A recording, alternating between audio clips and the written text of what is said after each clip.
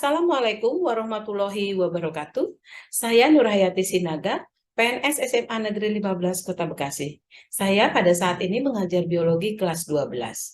Pada pembelajaran biologi, materi pola hereditas seperti pada YouTube saya yang terdahulu, saya menjelaskan bahwa pemahaman gamet pada anak-anak melalui yang dinamakan dengan pemahaman konsep. Tetapi dengan berjalannya waktu, untuk pemahaman lebih lanjut, ternyata saya menemukan ada cara untuk memahami konsep terlebih kepada anak-anak tentang gamet dan fenotip, yaitu dengan mempergunakan model pembelajaran Mix and Match.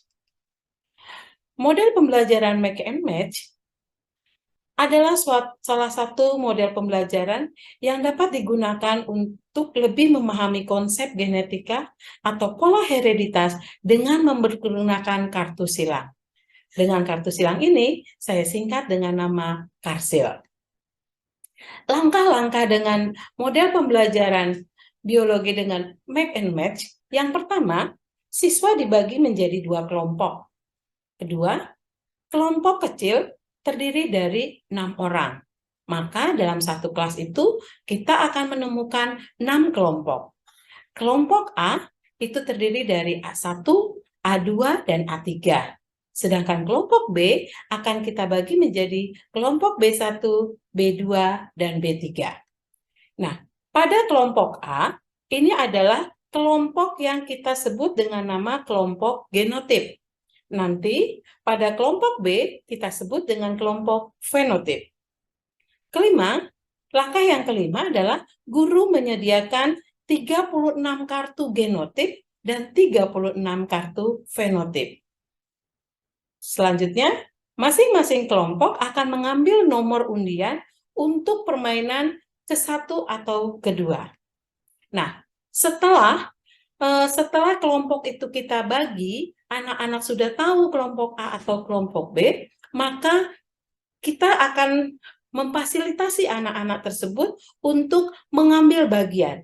Jadi kalau yang kelompok 1 bermain, pada saat kelompok A bermain, maka kelompok yang B berperan sebagai penilai. Dan kelompok A bertugas menentukan fenotip yang ada pada kartu yang dipilihnya. Sedangkan pada saat kelompok B main, maka kelompok A berperan sebagai penilai. Dan kelompok B wajib menentukan genotip sebagai kartu fenotip yang dimilikinya. Jadi, pada saat permainan, kelompok A itu kita tentukan sebagai kelompok genotip. Sedangkan kelompok B itu adalah sebagai kelompok fenotip. Maka, kartu yang sudah kita sediakan sebagai pembimbing, sebagai guru, itu anak-anak pada permainan pertama, maka kelompok A akan memilih genotipnya sebanyak satu kelompok itu adalah 6 genotip. Kelompok A1 6, kelompok A2 6, kelompok A3 juga 6. Dan fenotipnya pun demikian, yang sudah bersesuaian yang disediakan oleh kita sebagai pembimbing.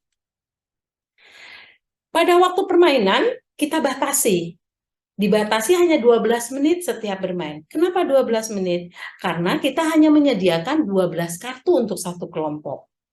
Tadi kita berbicara bahwa kita menyediakan 36 genotip, 36 fenotip. Maka kelompok A harus mempunyai tugas menyebutkan fenotip dari 12 kartu yang dia miliki.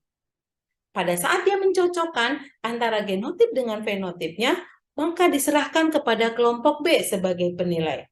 Maka kelompok B lah yang menentukan nilai mereka berapa. Kalau betul semua, maka mereka nilainya 100 dalam satu kelompok itu. Penilaian ditentukan oleh kelompok penilai. Nah, demikian juga pada saat kelompok B bermain. Kelompok B mempunyai fenotip, maka dia akan berusaha mencari apa genotip dari fenotip yang dia miliki. Demikian kita lakukan, lama-kelamaan anak-anak akan memahami apa itu genotip, apa itu fenotip. Terakhir, setelah kita bermain antara kelompok A dan kelompok B bersamaan, maka kita akan mengambil kesimpulan bersama-sama bahwa genotip adalah sifat yang tidak muncul atau sifat yang tidak bisa diketahui secara langsung. maka kita lambangkan dengan huruf besar atau huruf kecil. Sedangkan fenotip adalah sifat yang muncul yang dapat kita ketahui pada saat kita menyebutkan. Contohnya, M besar itu adalah merah. Maka M besar itu adalah genotip. Merah itu adalah fenotip. Atau A besar bulat. Maka A besar itu adalah genotip, sedangkan bulat itu adalah fenotip. Demikian cara yang bisa kita pergunakan atau model pembelajaran yang bisa kita gunakan di dalam menjelaskan pembelajaran pola hereditas. Terima kasih. Wassalamualaikum warahmatullahi wabarakatuh.